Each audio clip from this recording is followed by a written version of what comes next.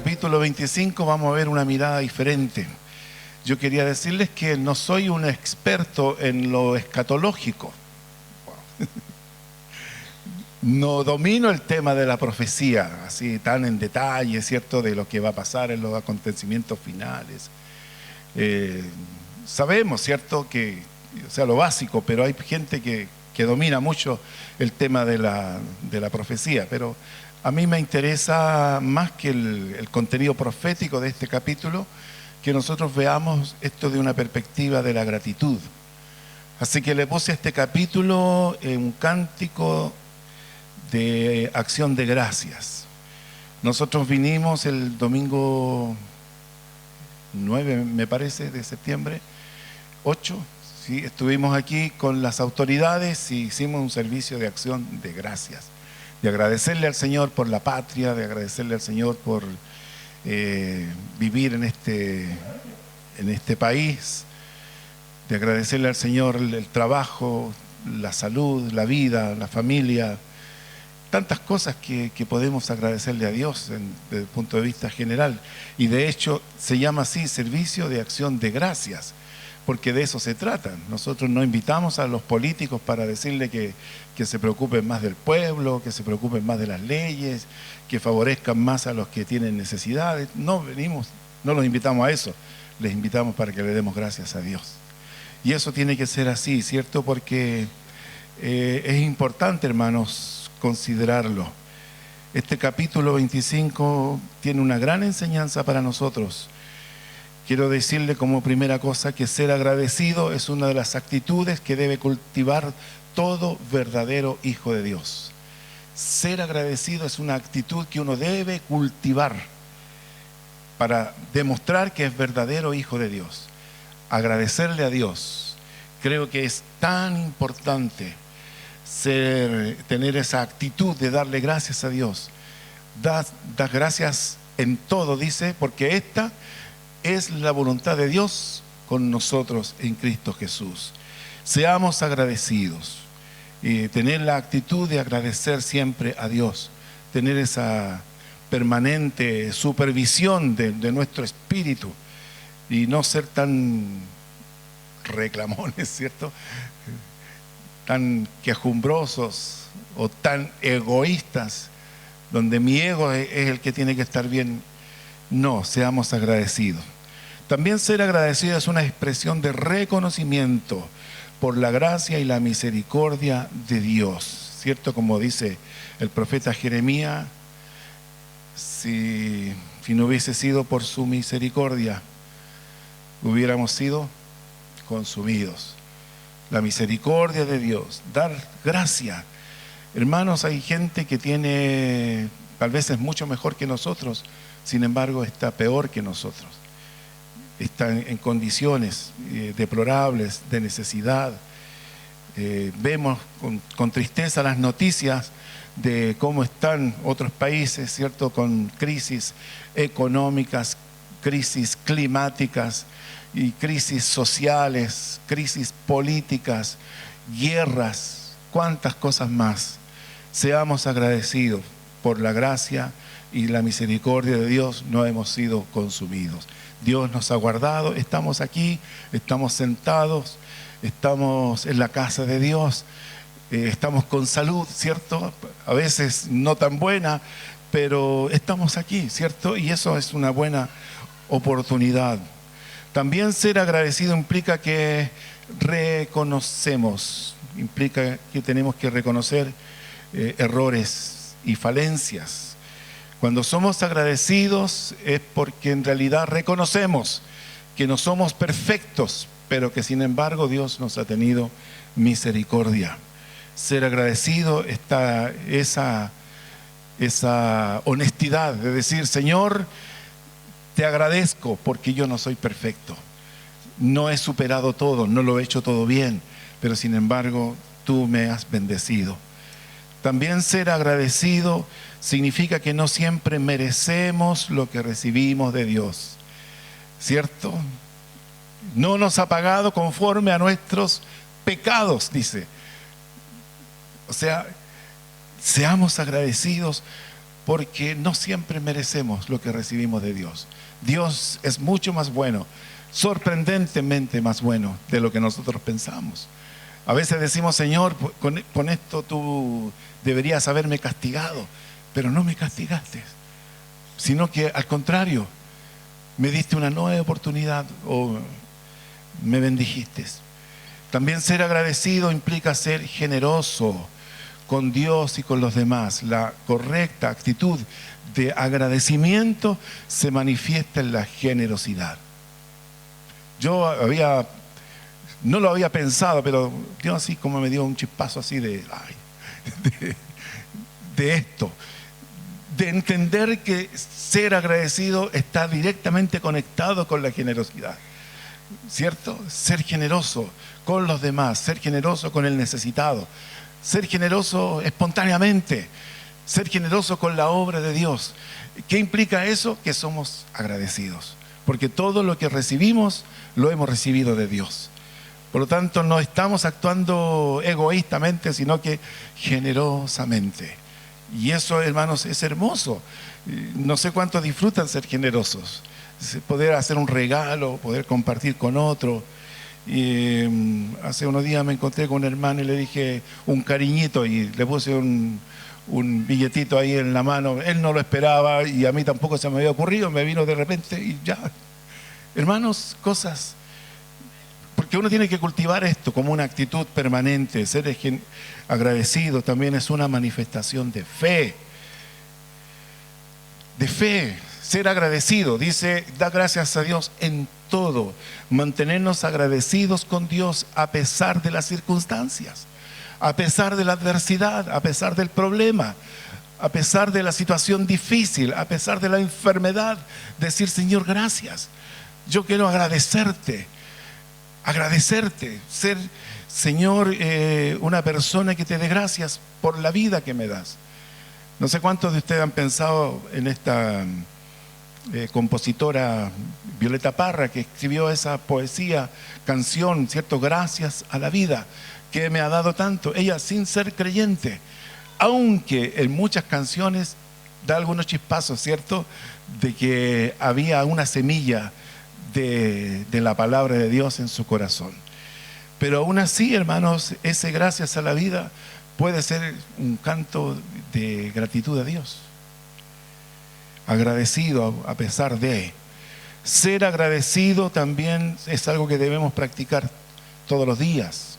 No solamente cuando brilla el sol, no solamente cuando estamos, ¿cierto?, satisfechos, no siempre cuando estamos bien vestidos, bien calzados. No, debemos hacerlo todos los días, cuando hay y cuando no hay.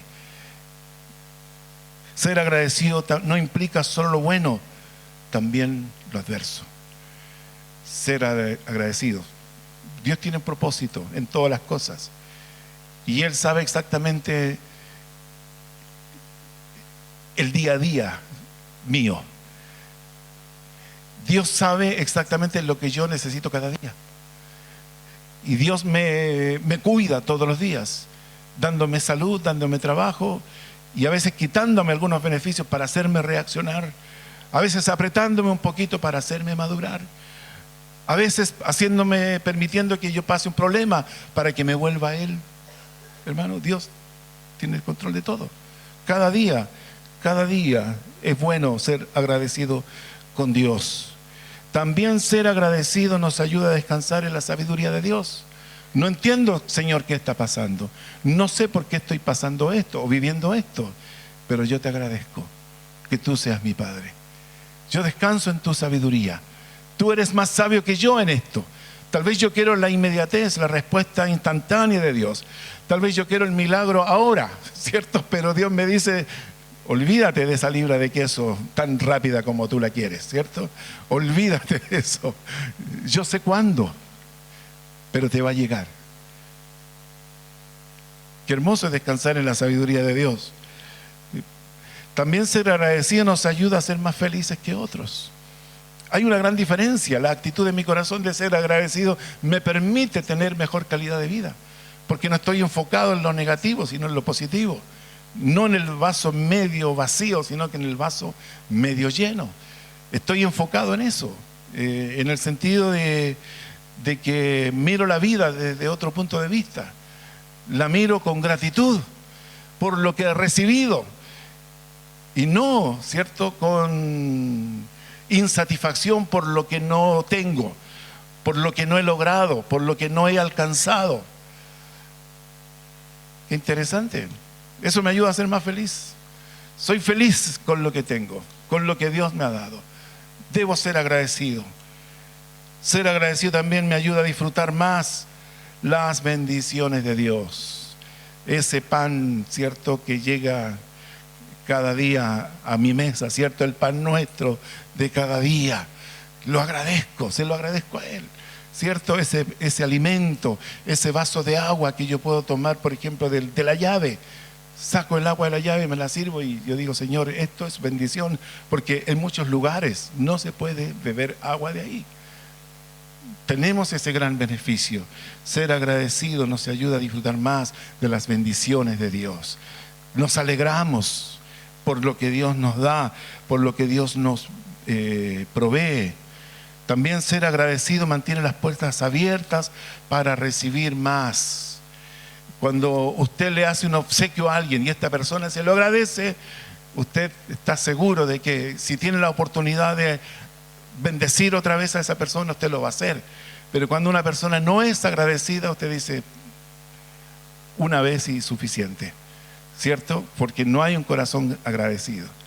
Y a veces pasa eso. Uno hace un servicio y si la persona no agradece, queda más bien un dolor en el corazón. Le dice, lo hice con tanto agrado y esta persona no agradeció ni siquiera un poquito. Entonces, cuando yo agradezco, mantengo las puertas abiertas. Por lo tanto, cuando le agradezco a Dios, las puertas de los cielos siguen abiertas sobre mí, ¿cierto? Él abre los cielos sobre mí. Qué importante.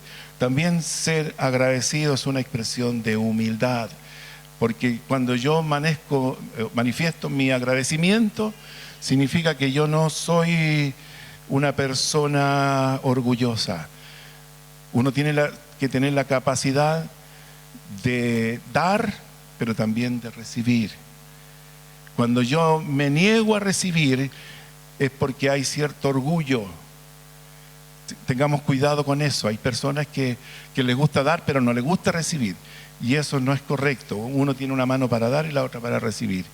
Entonces uno tiene que tener esa humildad también para recibir. Hay cosas que a veces uno dice, ¿por qué me la regaló? ¿Por qué me la entregó? ¿Por qué me dio esto? No lo necesito. Uno dice, no lo necesito, pero bueno, agradécelo, ¿cierto? Si no lo vas a usar, puedes derivarlo a otra persona, pero tú mantén esa actitud humilde de recibir. En este capítulo el profeta Isaías comienza con agradecer a Dios, donde él espera inspirar a todo el pueblo a que asuma la misma conducta, la de alabar a Dios, y la misma actitud, la de ser agradecido. Y él comienza, Jehová, tú eres mi Dios, tú eres mi Dios. Y como tú eres mi Dios personal, aleluya, el Dios que yo conozco. Recuerde que del capítulo 6 hacia el primero no lo conocía, pero en el capítulo 6 tuvo un encuentro con el rey Jehová de los ejércitos, ¿cierto? Ahí Dios se le manifiesta, ahí le conoce, y podemos decir que ahí Isaías se convierte y tiene ahora una relación personal con Dios.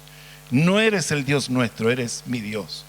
Eres el Dios nuestro también, pero también y primero eres mi Dios. Por lo tanto dice, te exaltaré. Exaltar significa destacar, significa poner en relevancia, significa un reconocimiento público, donde se pone énfasis en las cosas buenas que tiene Dios, en las cosas buenas que hace Dios. Y luego dice, y alabaré. Y esto implica también la alabanza, es decir, frases, oraciones, expresiones bien pensadas, puede ser cantadas o recitadas, pero ese elogio tan inteligente que debe salir de los labios de una persona que verdaderamente ha experimentado un encuentro con Dios.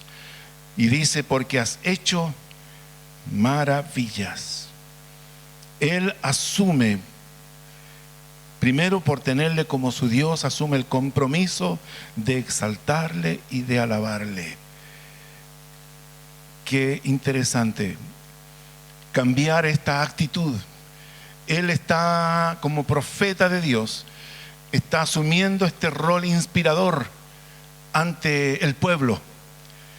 Porque a veces el pueblo, hermanos, es como que la depresión es contagiosa, y como que el desánimo es contagioso, y como que cuando a uno se le acaba la fe, se le empieza a acabar la fe a todos. Pero él no, tiene la actitud distinta de decir, tú eres mi Dios, te exaltaré y alabaré tu nombre porque has hecho maravillas. Dice, tus consejos antiguos son verdad y firmeza. Es decir, por sus planes admirables, prometidos desde la antigüedad. Recordemos, Dios es eterno, por lo tanto Él no está sujeto al tiempo nuestro. Nosotros medimos el tiempo en días, meses, años, siglos, pero sin embargo Dios, el eterno Dios, está por sobre lo temporal. Entonces Él vive un eterno presente. Lo que fue en el pasado para mí es un presente todavía para Dios, y lo que es futuro para mí es un presente para Dios. Por lo tanto, el profeta está ahora asombrado de que los planes que Dios tuvo y tiene para su pueblo son planes que los ideó, los pensó desde mucho antes. A veces pensamos que somos accidentes, que somos casualidades. Sobre todo los que, por ejemplo, vienen de relaciones informales, hijos de madre soltera, por ejemplo, o niños que han pasado por crisis donde han perdido a sus padres, y pensamos que somos un accidente, somos una casualidad, soy una humorada del destino, dicen algunos hermanos, pero no es así. Dios siempre tuvo conocimiento nuestro. Él nos amó y nos conoció desde antes de que fuésemos concebidos. Y desde el vientre de nuestra madre ya comenzó a amarnos. Y Él ya tenía un plan y un propósito para nosotros, un proyecto de vida para nosotros. Dios ya había pensado lo que iba a hacer con nosotros antes de que nosotros reconociéramos su existencia, por ejemplo, o creyéramos en Él. Qué importante es. Tus consejos antiguos son verdad y firmeza. Desde la antigüedad. Asumir, hermanos, que Dios pensó en mí desde la antigüedad. Y de que Dios siempre esperó el momento para revelárseme, para darse a conocer, para que yo tenga un encuentro con Él y diga, Señor, gracias, me encontraste o te encontré. Y cuando me encuentro con Él, comienza a cambiar mi vida. Un proceso de crecimiento espiritual, de madurez, pero también un proceso donde yo soy encaminado por Él a su propósito, a la misión que yo tengo en este mundo. Y eso, hermanos, es glorioso, porque Él lo pensó antes de que yo exista. Me emociona. Y yo sé, hermanos, que a veces pasamos por momentos difíciles. El versículo 2 dice, porque convertiste la ciudad en montón, la ciudad fortificada en ruina, el alcázar de los extraños, para que no sea ciudad, ni nunca jamás sea reedificado. Señor, ¿qué hiciste tú? Destruiste las fortalezas enemigas. Me asombraste, Señor, cuando tú te encargaste de aquello que me atemorizaba. Cuando tú pusiste tu mano en aquello que hacía mi vida difícil. Me asombraste, Señor, porque todo eso que yo pensaba imposible, tú lo redujiste a un montón, a un poco de escombro. La ciudad fortificada en ruina, el alcázar de los extraños, esas cerraduras que nadie podía abrir, Señor, tú la destruiste. Yo quiero decirle, hermano, que no hay un problema eterno. No hay un problema eterno. Dios siempre ha de glorificarse. En el peor escenario que usted pueda vivir, no importa cuán imposible usted lo vea, Dios hará la obra. Dios le librará. Dios se encargará de esos enemigos. Y esa satisfacción, hermano, de conocer el poder de Dios, la manifestación del Todopoderoso en nuestras circunstancias adversas, nos hace amarle, nos hace darle gloria, nos hace exaltarle. Amén. ¿De qué se trata esto, hermano? Que nosotros nos emocionemos con las victorias que Dios nos da. Que nos emocionemos y quede en nuestra memoria permanente como argumento para nuestra alabanza. Las victorias que Él nos ha dado, los milagros que Él ha hecho, de cómo Él ha aplastado a nuestros enemigos, cómo Él nos ha sacado de esas grandes crisis, de esos tremendos problemas. Yo creo y llego a pensar a veces que los grandes problemas son para que yo active mi fe y son para que yo le dé la gloria a Él. Si yo tuviese problemas pequeños, me olvido de Dios, los soluciono yo. Pero si yo tengo problemas grandes, me tomo de Él, pues me aferro a Él, ¿cierto? Y no lo suelto hasta que no me bendiga. Pero después le doy la gloria a Él por todo lo que Él hace. Entonces, eso está haciendo el profeta, enseñándole al pueblo a ser agradecido con Dios. De ser una persona que enseñe esta actitud a la gente. Dice el versículo 3: por esto te dará gloria el pueblo fuerte. Por esto te dará gloria el pueblo fuerte o poderoso o autosuficiente. Dice, te temerá la ciudad de gentes robustas. Él tiene la gran satisfacción de que aunque no lo adoren, aunque no le alaben, pero le temen. Nosotros le adoramos, nosotros le alabamos y le tememos, pero hay mucha gente que, por ejemplo, dice, yo no me meto con los cristianos, no me meto con los evangélicos. ¿Por qué? Porque le temen a Dios. No nos temen a nosotros, pero temen al que está con nosotros. Y saben que el que está con nosotros es mayor que el que está en ellos o el que está en el mundo.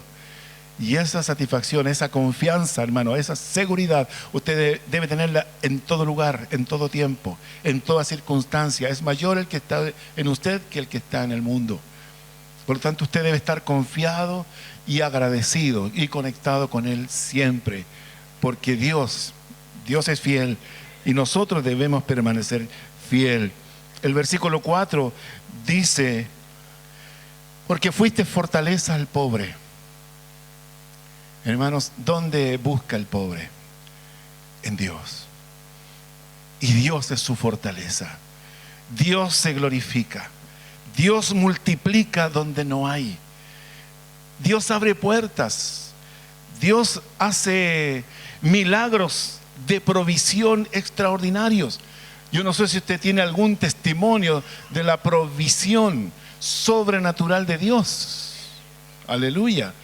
Hermanos, eso es lo que nos dice, que Él es la fortaleza del pobre. Fortaleza al que necesita, dice, al menesteroso. Fortaleza del afligido. ¿Usted sabe lo que significa o ha experimentado alguna vez la aflicción? Estar afligido por algo que le roba el sueño, algo que le quita el apetito, algo que le da taquicardia, algo que le provoca cólicos, esa es la aflicción, pero Él es nuestro refugio. Refugio. Dice, por ser refugio, en el mismo versículo 4, refugio contra el turbión. El turbión se refiere a una turbulencia fuerte, como un viento que golpea permanentemente. No sé si usted ha visto, por ejemplo, el viento de Punta Arenas, donde hay cordeles en algunas calles, en algunas esquinas, para que la gente se tome, porque a veces los vientos son demasiado fuertes. Y a veces sentimos así, que nuestra vida está sacudida por un viento día y noche soplando, como que no se cansa. La gente que ha vivido estos tornados dice que estos fenómenos duran horas y días y noches enteras, donde poco a poco la casa se va desmantelando, van saliendo, volando los techos y van volando las cosas. Y eso, hermano, es una agonía para las personas que están ahí, porque están totalmente impotentes, indefensos, no pueden hacer nada contra esa fuerza. Pero también aquí la palabra de Dios me dice que Él es su refugio contra el turbión. ¿Cómo no darle gracias, hermanos, que nos podemos refugiar en Él? Dice, Él es sombra contra el calor abrasador, contra el calor que quema. Tal vez esto ilustra un poco lo que es el quemarse, en el sentido de, como dice la palabra, que es mejor casarse que quemarse, donde hay personas que viven luchas sexuales, luchas de tentaciones, pero cuando nos ponemos bajo su sombra, inmediatamente viene esa frescura y baja las temperaturas. Él es nuestra sombra contra el calor, porque el ímpetu de los violentos es como turbión contra el muro. No descansan, no dan tregua. Versículo 5 dice, como el calor en lugar seco, así humillarás el orgullo de los extraños, y como calor debajo de nube harás marchitar el renuevo de los robustos. Tú humillarás, Señor, el orgullo de los tiranos.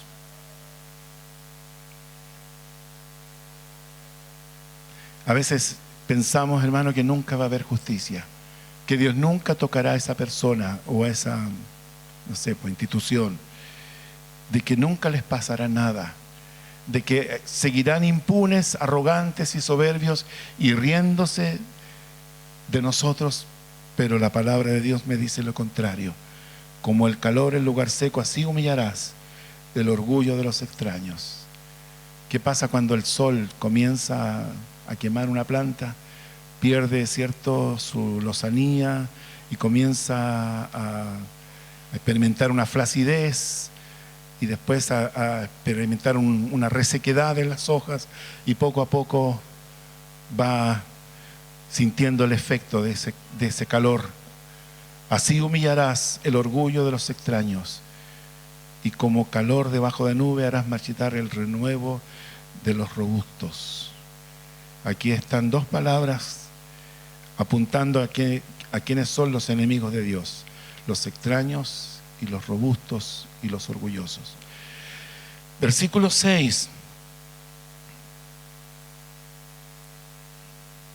Y Jehová de los ejércitos hará en este monte, en el monte Sión, a todos los pueblos banquete de manjares suculentos, banquete de vinos refinados, de gruesos tuétanos y de vinos purificados.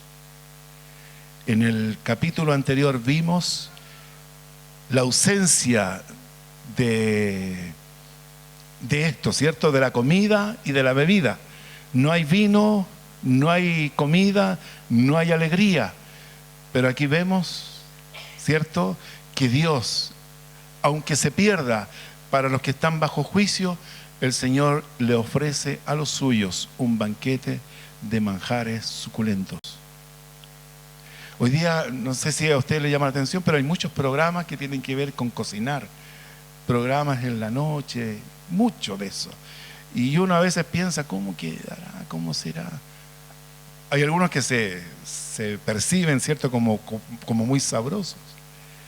Concursos de comida donde vienen unos chefs de Francia, ¿cierto? Y aunque la persona se haya devanado los sesos en preparar lo mejor, esa autoridad de la comida le echa por tierra y le encuentran miles de defectos. Hermano, pero piense en lo que nos ofrece el Señor.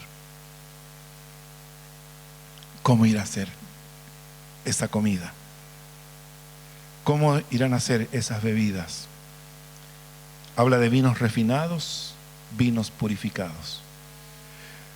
O sea, a lo que yo voy, hermanos, es que Dios, para los suyos, tiene lo mejor. Y quiere lo mejor y quiere darle lo mejor. No pongamos nuestra expectativa en los manjares que tal vez aquí en la tierra no vamos a probar. Tengamos expectativa en que Dios, allí, de acuerdo a su palabra, a su promesa, Él nos ofrece banquetes suculentos de cosas maravillosas que tal vez nunca nosotros habíamos imaginado, pero sin embargo ya están en la mente de Dios, de agasajar a aquellos que aquí se han privado de cosas, aquellos que no han tenido acceso a muchos beneficios o a muchos placeres que se obtienen en este mundo. Pero nosotros no tenemos la mirada en los placeres mundanos, sino que debemos tener la mirada en lo que Dios ha preparado para los que le aman. Qué hermosa promesa es esta, hermanos, de que el Señor, si tú has pasado hambre en la vida, si tú has de repente tenido necesidad de pan, te ha faltado para comer. ¿Cuántas personas, por ejemplo, trabajan en Santiago, le dan poco tiempo para almorzar y llevan algo muy precario? Y muchos tienen que soportar ese estilo, esa manera, porque no tienen otra alternativa. Así es. Pero para los suyos, el Señor les promete banquetes de manjares suculentos. Aleluya. El versículo 7.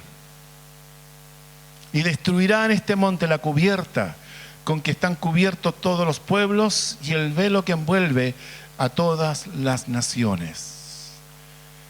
Yo pensaba en este texto, hermanos, y vino a mi mente el concepto de cielos abiertos y cielos cerrados.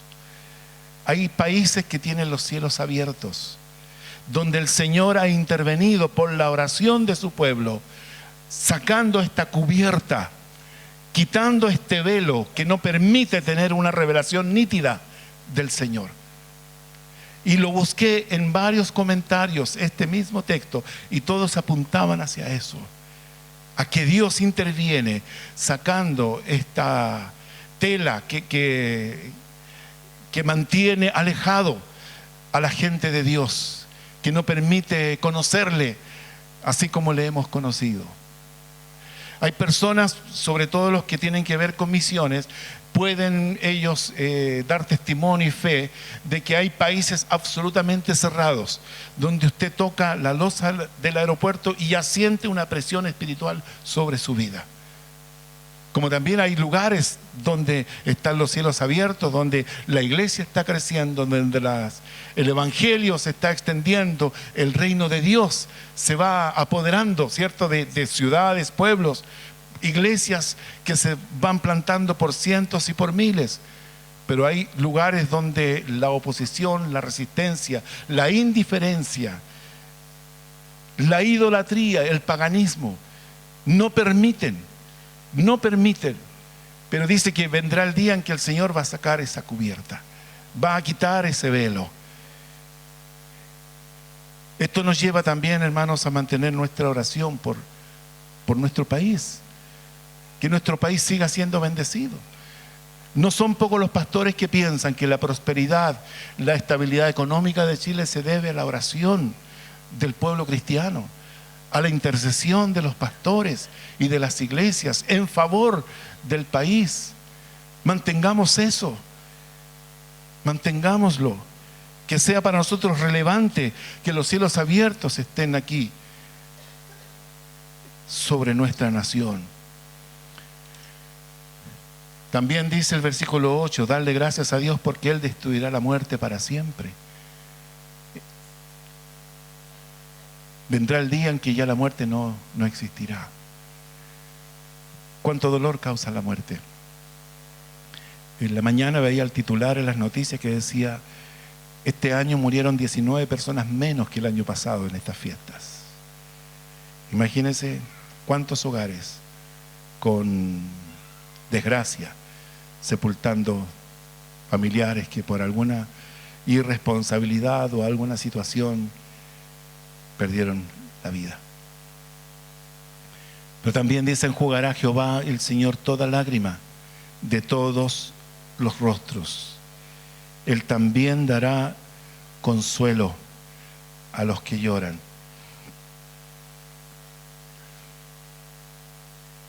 ¿Ha llorado usted alguna vez? Muchas veces. ¿Ha llorado por usted? ¿Ha llorado por los que ama? ¿Ha llorado por los que tal vez estuvo a punto de perder? ¿Ha llorado por los que ha perdido? El Señor sabe de esas lágrimas. Sabe cuánto usted ha llorado. Y Dios sabe cómo enjugar cada lágrima de los que Él ama. Enjugará Jehová el Señor toda lágrima de todos sus rostros. Eso de limpiarse la cara y cambiar el semblante. Uno a veces quiere consolar a una persona que está llorando y no tiene forma de llegar al alma, al espíritu de esa persona afligida. Pero Dios, que es nuestro creador, Él sabe cómo consolarnos. A veces pensamos que nadie nos comprende, que nadie nos entiende, que nadie se pone en el lugar nuestro. Pero aquí la palabra me dice que Dios sí nos entiende, nos comprende, conoce exactamente la dimensión del dolor que provoca nuestras lágrimas, y Él en esta promesa dice que Él va a enjugar cada lágrima. Aleluya. Quitará la afrenta de su pueblo. Otra promesa preciosa. ¿Qué significa esto? Todo aquello que fue vergonzoso para usted, todo aquello que el enemigo le amenaza con algún día publicarlo, todo aquello que en algún momento para usted fue tremendamente vergonzoso, el Señor dice que Él lo va a quitar. Todos tenemos nuestra historia, nuestro pasado. Y hermanos, la Biblia dice que el Señor es el que mantiene a raya al acusador. Porque tenemos un acusador donde le dice: pero ¿cómo tú puedes bendecir a esta mujer si andaba en esto? Si hizo esto. ¿Cómo tú puedes bendecir a este hombre si él andaba haciendo todas estas cosas? La sangre de Cristo nos cubre. Pero vendrá el día donde nunca más ese temor estará en nosotros, porque el Señor quitará la afrenta de su pueblo, de toda la tierra, porque Él lo ha dicho. Él lo ha dicho. Versículo 9. Y se dirá en aquel día, porque llegará el día, ¿cierto? He aquí, dice: este es nuestro Dios. Ahí estará la presentación formal ante las naciones, ante las ciudades, ante los pueblos, ante las etnias. Le hemos esperado y aquí está, y nos salvará. Este es Jehová a quien hemos esperado, nos gozaremos y nos alegraremos en su salvación, por la llegada de ese día donde le veremos cara a cara, como dice el himno. Cara a cara espero verle, más allá del cielo azul. Cara a cara, en plena gloria, he de ver a mi Jesús. ¿Cómo será ese día? Ese día diremos, Señor, valió la pena esperarte, valió la pena ser fiel, valió la pena perseverar en tus caminos, valió la pena mantenernos tomados de ti, valió la pena, Señor, caminar por aquellos valles de sombra y de muerte, valió la pena aguantar la persecución, el desprecio, la burla, el insulto, la calumnia, la mentira, el juicio y el prejuicio. Valió la pena, Señor, porque Dios, dice, nos salva y nos salvó definitivamente. Nos gozaremos, dice, y nos alegraremos en su salvación. ¿Cómo será esa celebración? Gozarnos y alegrarnos. ¿Cómo será? No lo puedo imaginar, pero sí podemos ensayar. Mientras estamos aquí en esta tierra, podemos ensayar en cómo nos gozamos y cómo nos alegramos en la salvación que el Señor nos ha dado. Finalmente, hermanos, para ir concluyendo, hay un punto número 2 que puse: acción de gracias por la salvación y la destrucción de los enemigos del pueblo de Dios. Versículo 10 dice: porque la mano de Jehová reposará en este monte. La mano del Señor, la intervención de la mano del Señor. Eso nos da garantía, eso nos da seguridad, porque su poder será el que tenga el control, el gobierno, todo poder, toda autoridad. Esa mano garantiza nuestra liberación definitiva, nuestra redención y nuestra protección. No tengamos temor, el Señor tiene todo bajo su control. Dice: mis ovejas son mías y nadie las arrebatará de mi mano. Pero Moab será hollado en su mismo sitio, como es hollada la paja en el muladar. Aquí toma este nombre de Moab por ser uno de los enemigos más antiguos del pueblo de Dios, un Moab milenario, y dice la Biblia que será pisoteada como la paja en el basural. Moab, porque en cada oportunidad que tuvo se ensañó con el pueblo de Dios.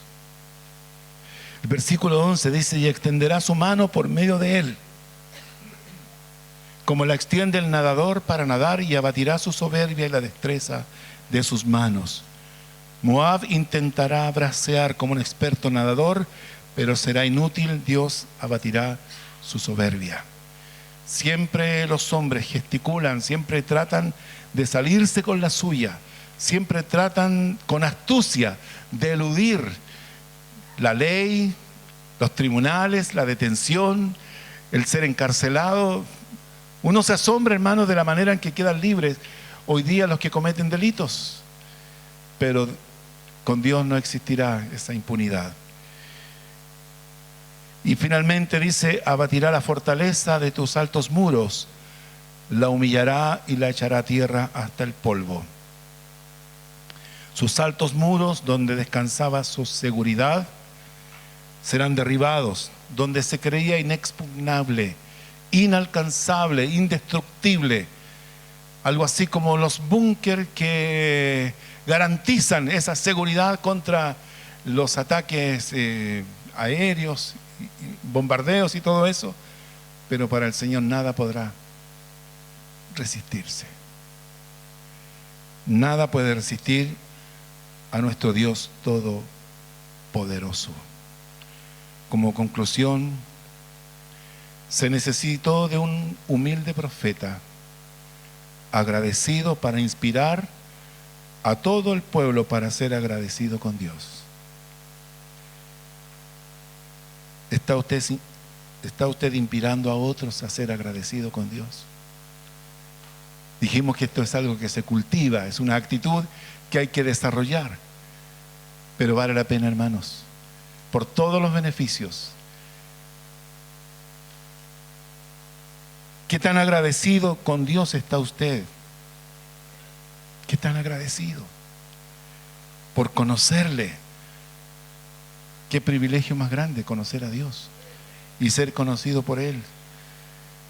Qué privilegio más grande por recibir su perdón. El Señor nos perdona por gracia. Agradecidos por ser hijos de Él. Wow.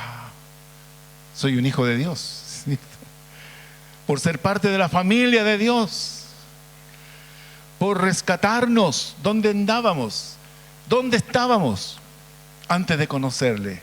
¿Qué hacíamos? ¿Cómo era nuestra vida? ¿Cómo era nuestra calidad de vida? Por todos los cambios que ha experimentado en su vida. ¿Qué tan agradecido es? ¿De qué manera expresa su agradecimiento? Enumerando los hechos es la manera del profeta. Señor, queremos agradecer en esta hora tu palabra.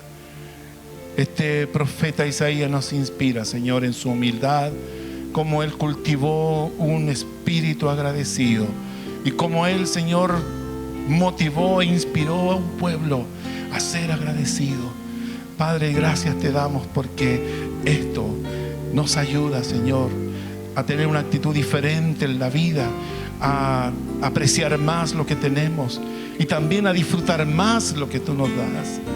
Señor, te damos tantas gracias porque aunque no tengamos nada, pero sabemos que tú tienes para nosotros una salvación eterna.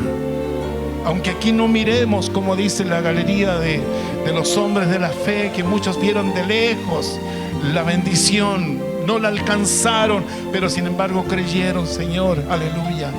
De esa misma manera nosotros, aunque no recibamos todo en esta vida, sabemos, Señor, que tú has preparado para nosotros manjares suculentos.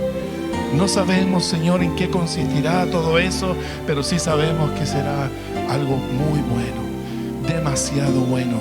Te doy gracias, Señor, por mis hermanos que a pesar de las circunstancias adversas se han mantenido de pie, se han mantenido fieles, a pesar de las crisis, Señor, problemas de salud, problemas económicos graves.